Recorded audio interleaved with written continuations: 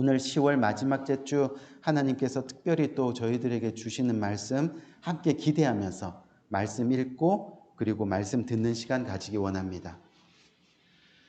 오늘 주님께서 주시는 말씀 빌립보서 4장 11절에서 18절까지 말씀인데요. 제가 한 절 읽고 여러분 한 절 읽고 교독해서 읽도록 하겠습니다. 11절 내가 궁핍함으로 말하는 것이 아니라 어떠한 형편에든지 내가 자족하기를 배웠노니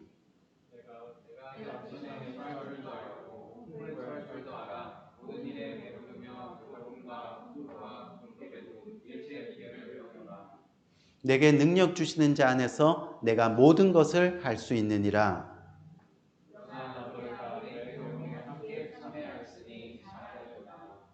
빌립보 사람들아 너희도 알거니와 복음의 시초에 내가 마게도냐를 떠날 때에 주고받은 내 일에 참여한 교회가 너희 외에 아무도 없느니라.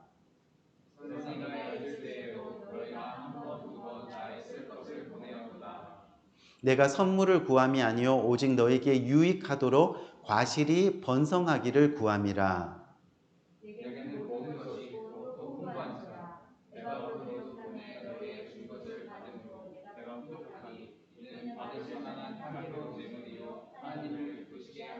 아멘, 아멘. 우리 믿음 네 번째 시간으로 우리 한번 따라할까요? 믿음으로 사는 모습. 예, 믿음으로 사는 모습이라는 제목 가지고 함께 은혜 나누는 복된 시간을 가지기 원합니다.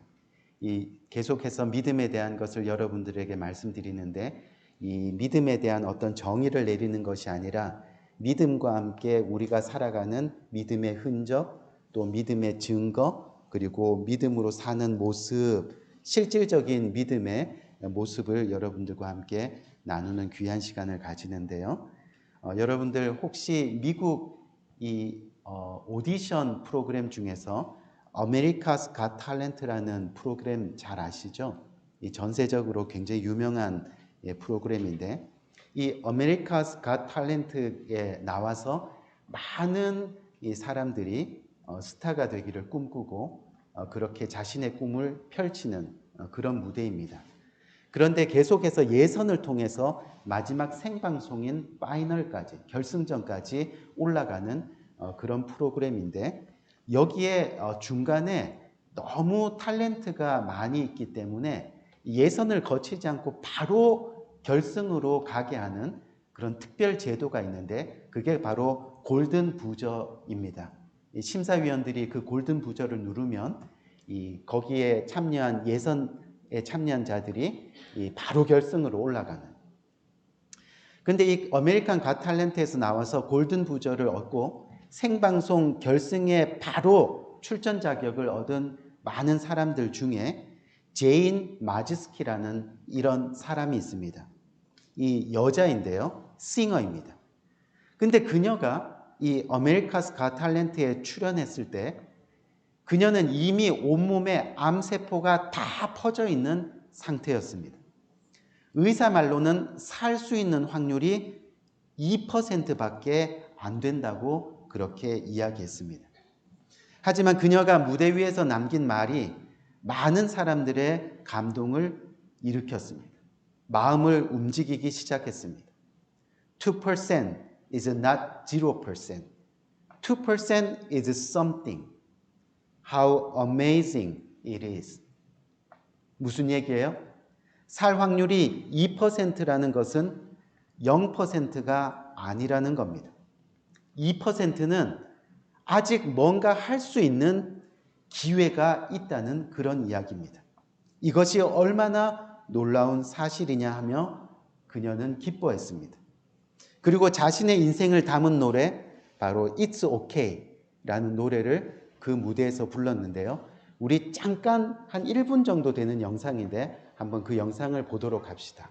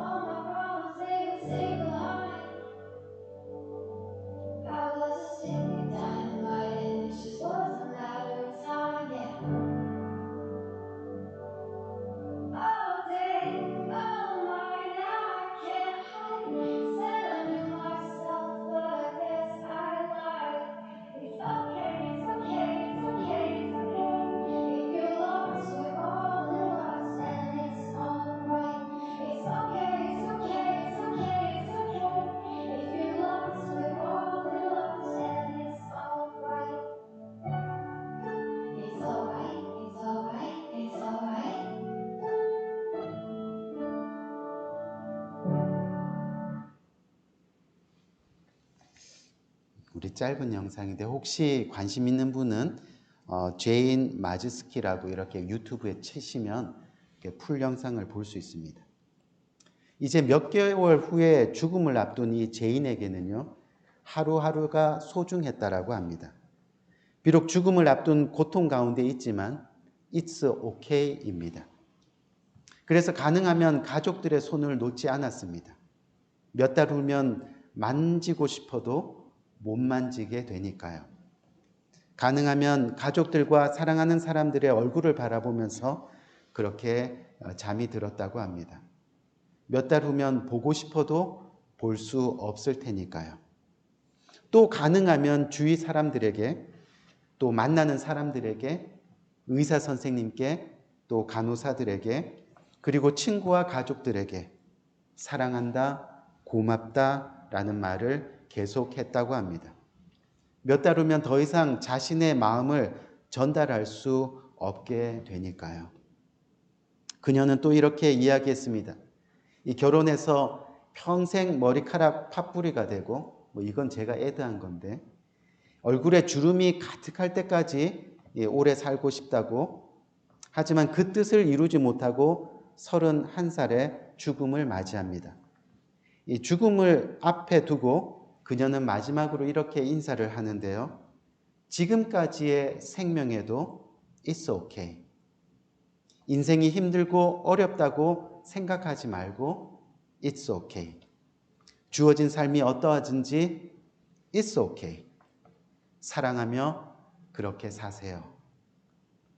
그리고 그가 치료를 위해서 도네이션으로 받은 모든 통장의 돈과 저작권료를 어렵고 힘든 사람들 위해 모두 남겨놓고 그렇게 It's okay 하며 세상을 떠났다고 합니다. 우리 사랑하는 성도님들, 우리의 삶은 마치 화살같이 눈 깜짝할 사이에 짧고 빠르게 지나갑니다. 저와 여러분들에게도 곧 그날이, 바로 인생의 마지막 날이 닥치게 되겠지요. 그래서 우리는 언젠가 찾아올 그 죽음이 닥치기 전에 가능하면 지금 우리에게 주어진 삶을 기쁘고 즐겁게 살아가야 할 필요가 있다는 겁니다. 하나님이 만드신 자연 만물을 여러분들 가능하면 자주 감상하고, 그래서 창조주 하나님께 진심으로 감사하고, 또 맛있는 음식을 맛보면서 이 음식으로 인해 생명뿐만 아니라 맛의 기쁨을 느낄 수 있도록 우리를 만드신 하나님의 그 섭리를 또한 감사하고, 가족들과 이웃들과 친구들에게 가능하면 자주 사랑한다고 고백하면서 그렇게 행복을 누리며 우리는 살아가야 하겠다는 겁니다. 또한 주위 사람들에게 착한 일을 많이 하면서 보람을 누리고, 그로 인해서 또 즐거움을 깨닫고, 또 하나님을 기쁘시게 해드리면서 그것으로 인해 더 큰 기쁨을 누리게 되고, 주님의 몸된 교회를 사랑하고, 또 몸된 교회에 있는 지체와 이웃들과 사람들에게 용기를 주면서 그렇게 인생의 행복을 느끼며 우리는 그렇게 살아가야 하겠다는 거죠. 우리의 인생은 2%보다 더 많이 남아있지 않느냐는 이야기입니다. 다시 말해 시간이 더 지나가기 전에 하나님이 주신 우리의 인생을 기쁨으로 채워나가는 우리가 되어야 한다는 거예요. 그렇기 때문에 지금 우리에게 과연 어떻게 인생의 기쁨과 즐거움을 누리며 우리가 남은 인생을 살아갈 수 있을까? 이 문제를 오늘 이 시간 저와 여러분들은 심각하게 생각해 보아야 한다는 겁니다. 왜냐하면 인생에는요, 틀림없이 고난도 있고 어려움도 있고 또 가슴 아픈 일도 반드시 일어나게 됩니다. 그런 순간에도 하지만 하나님이 허락하신 근본적인 기쁨과 또 행복을 우리는 어떻게 붙잡고 살아갈 수 있느냐 하는 겁니다. 오늘 말씀이 바로 저와 여러분들에게 그것을 가르쳐주고 있는데 우리가 한번 하나하나 차근차근 살펴보기를 원합니다. 우리 첫 번째 PPT 한번 볼까요? 첫 번째 보니까 어떻게 우리 삶을 기쁨과 즐거움으로 살아갈 수 있나? 한번 따라합시다. 감사하며 만족할 줄 아는 지혜가 필요하다. 왜 다들 안 따라 하시나요? 그렇죠? 다시 감사하며 만족할 줄 아는 지혜가 필요하다. 만족할 줄 아는 지혜가 필요하다. 이 감사하며 만족할 줄 아는 지혜가 필요하다라고 이야기하는 겁니다. 이게 무슨 얘기냐면 우리가 천국에 가기 전에 한 번뿐인 인생을 만약에 늘 불평하며 원망하며 산다고 하면 그것은 정말로 불행한 일입니다. 그렇게 불행하게 사는 것은 바람직하지 않다는 겁니다. 원망, 불평하면서 다른 사람들에게 상처를 주고 또 고통을 주는 것은 지혜로운 일이 아니라고 잠언은 우리에게 말씀하고 있는 거죠. 그래서 지금 여러분들의 얼굴을 한번 생각해 보세요. 핑계대고 변명하고 불평하는 삶이 아니라 감사하고 만족하는 삶을 살아가는 얼굴은요, 언제나 따뜻함이 있습니다. 언제나 예수 그리스도의 여유가 있습니다. 무엇보다도 예수 그리스도의 긍휼의 눈이 그 얼굴 안에 보여지게 되는 겁니다. 얼굴에 뾰족함이 없다는 그런 이야기입니다. 뭐 이렇게 얼굴 생김새가 뾰족하면 할 수 없겠지만, 그렇죠? 하나님이 주신 오늘 오직 한 번뿐인 오늘의 인생, 우리가 그것을 기쁨으로 살려면 결국은 현실에 감사하며 또한 만족하며 사는 것이 중요하다고 그렇게 오늘 본문의 성경은 저와 여러분들에게 말씀하고 있습니다. 우리가 예전에 잘 아는 여배우 중에서 제가 이 인터넷 방송을 지금 또 실시간으로 설교가 나가니까 실명을 이야기하기가 좀 그런데 내용을 듣고 나서 여러분들이 유튜브를 찾아보면 다 아시는 배우입니다. 예전에 TV 드라마에서 한때 잘 나가던 사람이었습니다. 미녀로서 온 국민의 사랑을 받으면서 돈도 많이 벌었고 또 인기도 많았습니다. 그런데 사업에 뛰어들었다가 돈을 다 잃고 남편도 결국 떠나고 그러다가 TV 출연도 뜸하게 되고 그러다 보니 돈도 인기도 다 잃고 말았습니다. 그런 자신의 모습을 받아들일 수가 없는 겁니다. 옛날의 영광을 생각하니까 자신의 현재의 삶이 너무 슬프고 견딜 수가 없는 겁니다. 그래서 어느 날 그냥 조용히 누워서 음식을 모두 다 끊고 그렇게 고독사로 목숨을 마감하는 인생이 되었습니다. 여러분들 무슨 이야기냐면 변화된 상황에 적응하면서 그렇게 작은 것이라도 내가 주신 것에 감사하고 있는 것으로 만족할 줄 아는 지혜가 있었더라면 하나님이 주신 그 소중한 생명을 우리는 끝까지 지키고 또 그렇게 기쁨을 회복하며 살아갈 수 있을 거라는 그런 이야기입니다. 여러분, 우리가 살다 보면요, 불만족스러운 일이 얼마나 많이 우리 주변 가운데 일어납니까? 요즘 달라스 한번 나가려면요, 자칫 최악의 교통체증에 시달릴 수 있습니다. 경험해 보신 분들 알 겁니다. 또 신혼부부가 마냥 행복할 것 같지만 아기가 태어나서 신혼부부의 잠을 설치게 만들 수도 있습니다. 어느 날 미용사가 갑자기 꾸벅 조는 바람에 우리의 머리를 너무 짧게 잘라가지고 정말 두세 달을 불만 가운데 살아가는 그런 순간도 있을 겁니다. 심지어 한쪽 팔이 부러져서 기부스를 할 수도 있고 또 거울을 볼 때마다 우리 얼굴이 마음에 안 들어서 성령 해마라 할까 말까 뭐 늘 고민하기도 하고 어느 날 갑자기 우리 몸에 붙은 지방이 아무리 운동해도 없어지지 않고 계속 자기 자신의 배를 출렁거리게 만들 수도 있고 여러분 많은 사람들이 이런 작은 것으로 인해서 때로는 짜증을 내거나 화가 나거나 불평할 수 있다는 그런 이야기입니다. 그런데 잘 생각해 보세요. 우리가 세상을 떠날 때 이런 것들은 전혀 생각나지 않습니다. 왜냐하면 불평할 가치가 없기 때문입니다.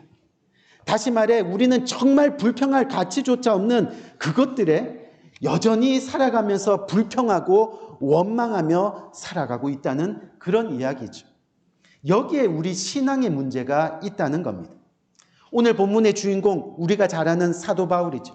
이 사도 바울은요, 예수님을 영접한 후에 사도가 되었습니다. 그리고 복음 증거자가 되었습니다. 그런데 이 복음 전하는 전도자의 삶이 녹록지 않았습니다.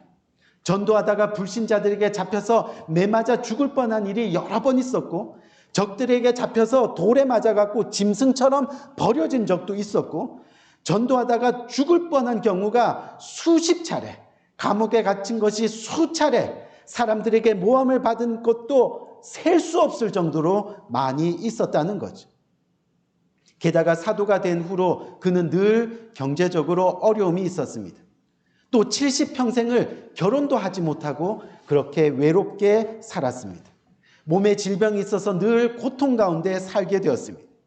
여러분, 이쯤 되면요, 신세 타령하면서 원망하고 불평하며 그냥 사명 집어치울 수도 있었다는 겁니다. 하지만 바울은 인간의 나약함을 전혀 보지 않았습니다. 불평이나 원망거리를 전혀 보지 않았습니다. 오직 가치 있는 일에 변함없이 충성했고, 또 감사했고, 또 변함없이 그 행복을 누리게 되었습니다. 여러분도 아시다시피 이 본문을 쓸 때 이 사도 바울은 감옥에 갇혀 있는 상태였습니다. 근데 그 감옥 속에서도 빌립보 성도들에게 뭐라고 말씀합니까? 너희는 기뻐하라. 내가 다시 말하노니 항상 기뻐하라 라고 말씀하고 있습니다. 여러분, 바울이 어떻게 이렇게 아름답고 덕스럽고 행복한 모습을 잃지 않을 수 있었을까요? 오늘 본문 11절에서 12절 말씀 한번 볼까요? 11절에서 12절 말씀 보니까 뭐라고 이야기하느냐 하면, 내가 궁핍함으로 말하는 것이 아니라 어떤 형편에서든지 나는 자족하기를 배웠노니, 어떤 형편에서도 나는 만족하는 것을 이미 배웠다는 겁니다. 나는 비천에 처할 줄도 알고 풍부에 처할 줄도 알아.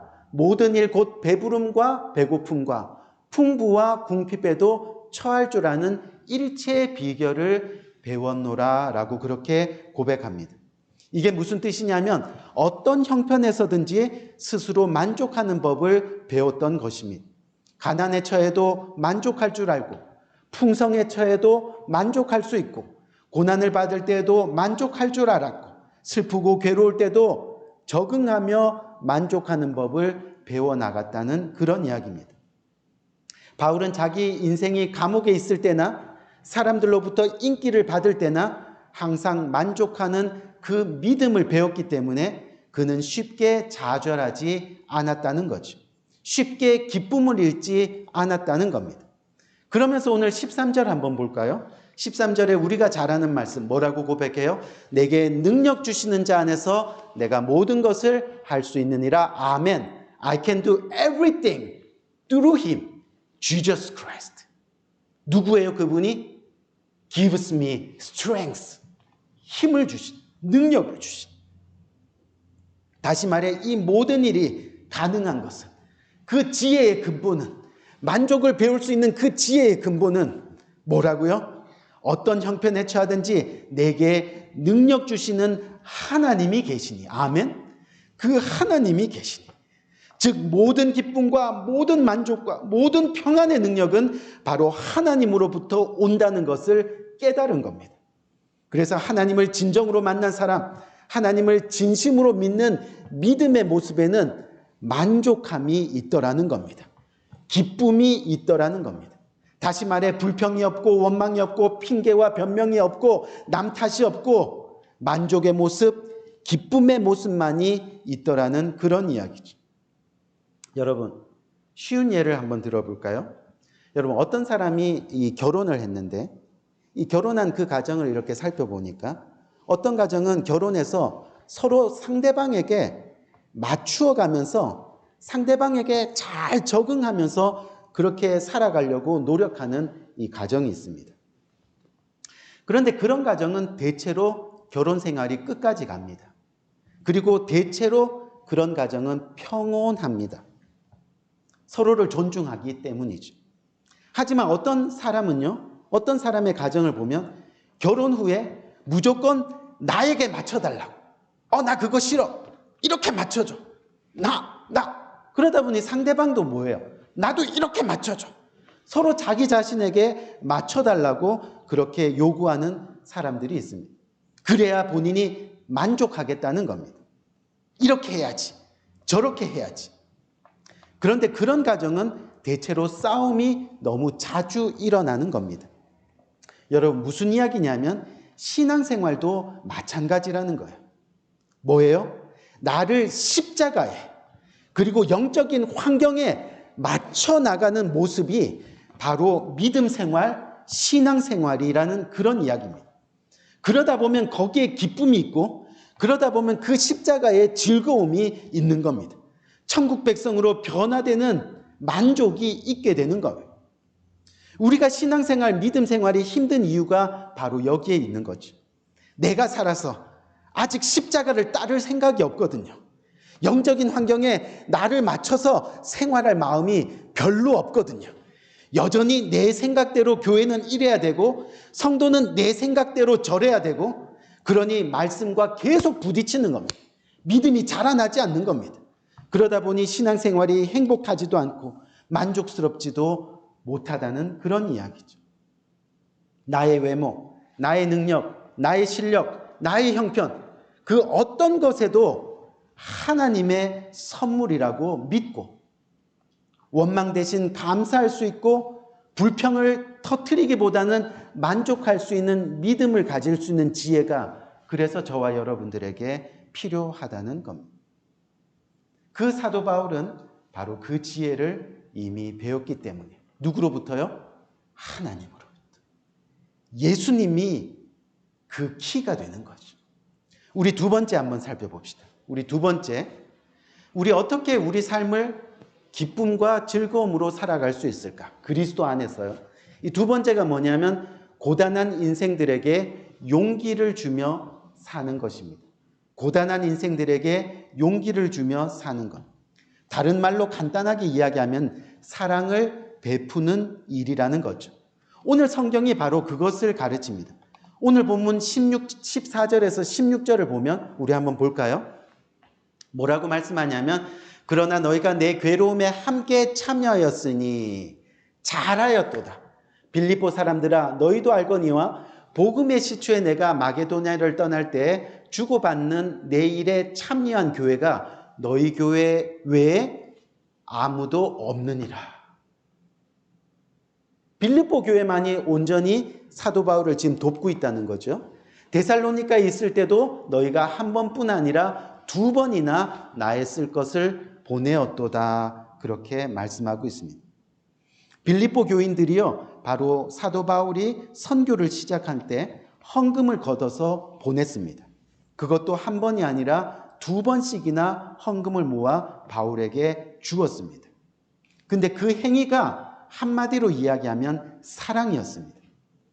감옥에서 고단했던 이 바울이 빌립보 교인들의 사랑에 크게 위로를 받고 그 사랑을 잊지 못해 감옥에서도 그들을 칭찬합니다.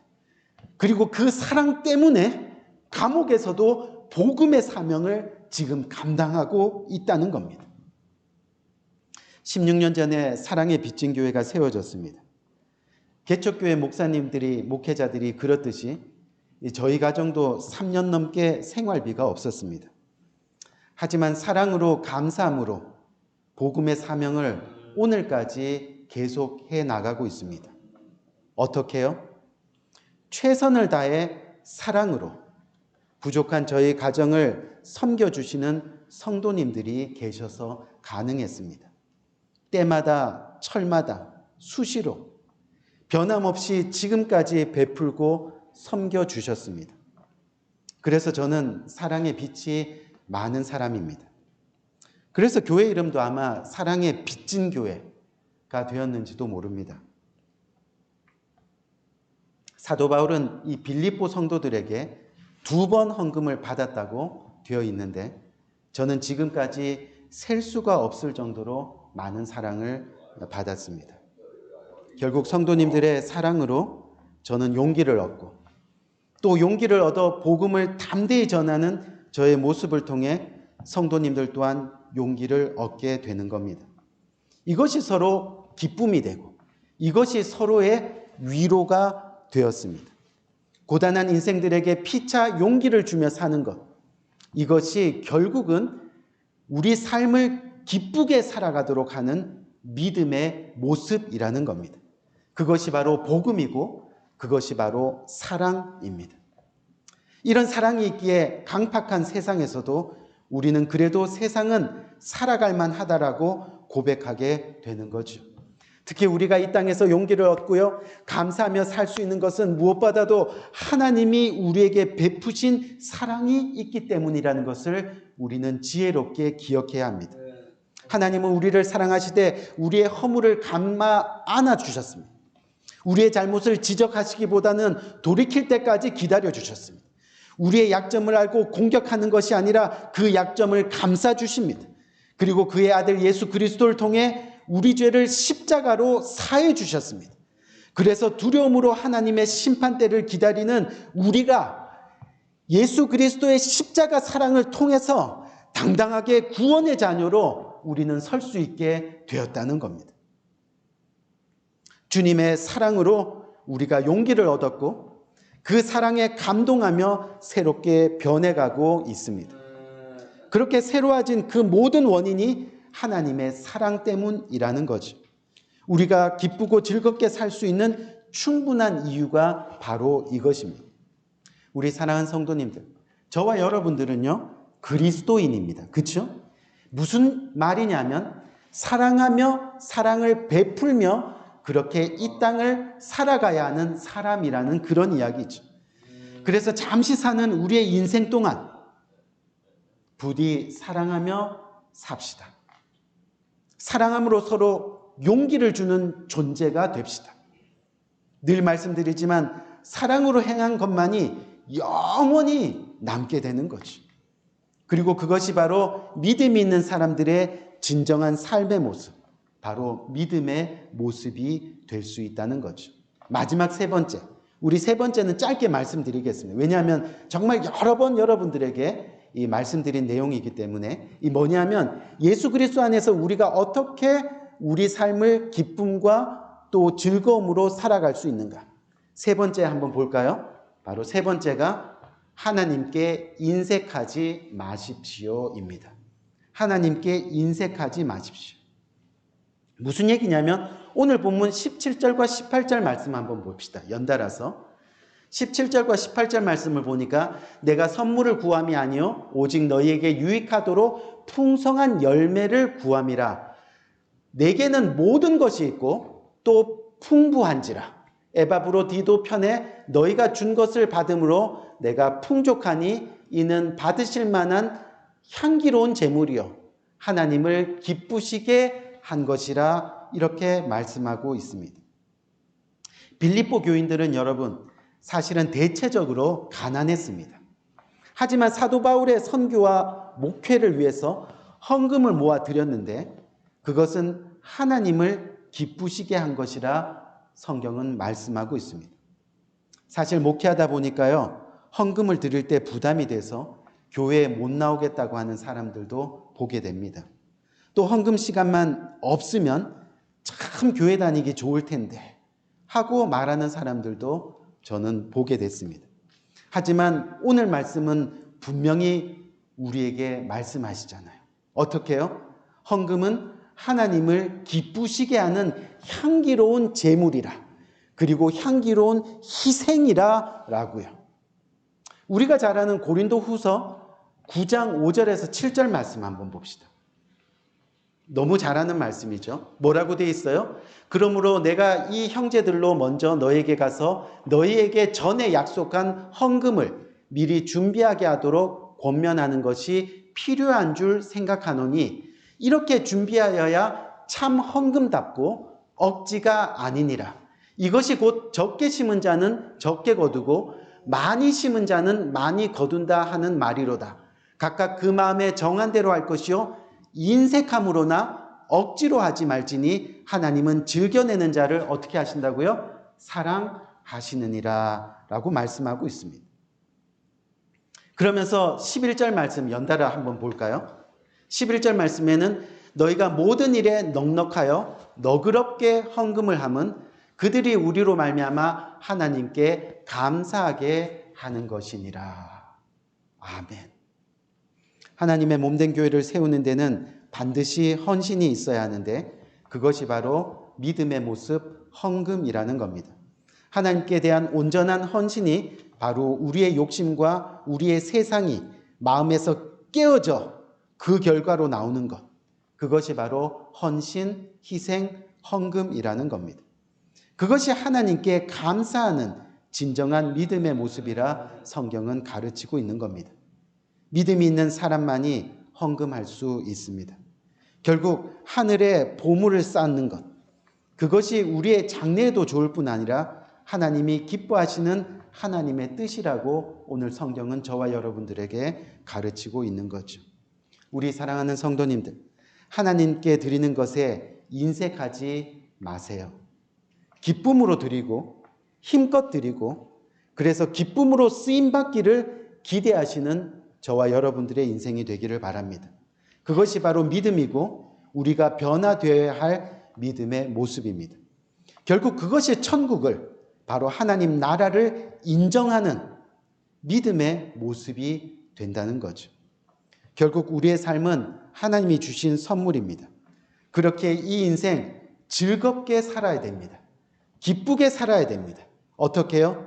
하나님과 교회와 사람을 사랑하며 사랑하되 인색하지 않게 풍성히 사랑하며 그렇게 사는 성도가 되어야 하는 겁니다.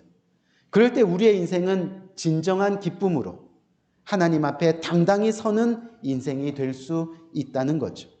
바라기는 이 믿음의 모습이 이 복된 삶이 저와 여러분들의 것이 되시기를 주님의 이름으로 간절히 축원드립니다. 우리 한번 기도할까요?